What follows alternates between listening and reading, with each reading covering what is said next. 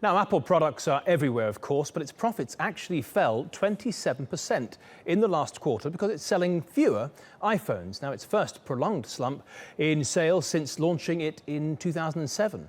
Apple's cutting the price of the iPhone by about $100, but some investors, including Alan Patricof, believe a steeper cut may be necessary. Now, Patricof was the second person ever to invest in Apple, and he's been talking to us about a range of issues. Now, Patricof founded one of the first venture capital firms in 1969 at the age of 35.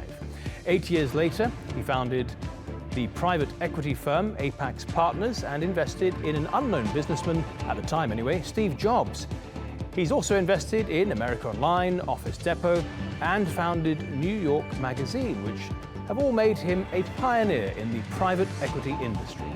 TRT World's Tetiana Anderson sat down with him in Philadelphia during the Democratic National Convention.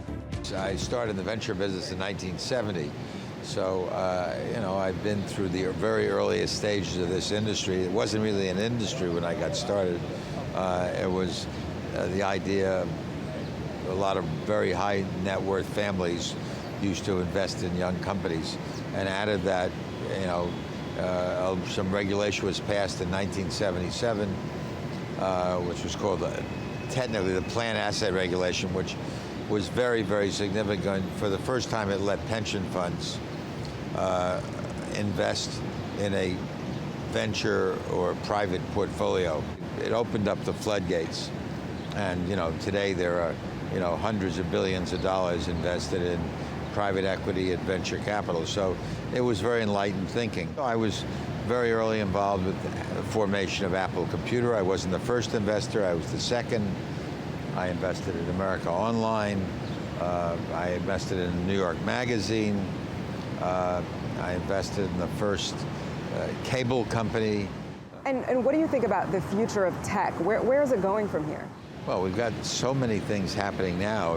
The driverless car is a very big thing, and just at the beginning. We've got solar batteries just at the beginning.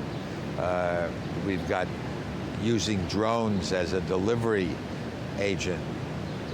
These are and of course the whole, quote, Internet of Things, unquote, which is really obtaining data remotely from everybody. Well, the veteran investor Alan Patricof there.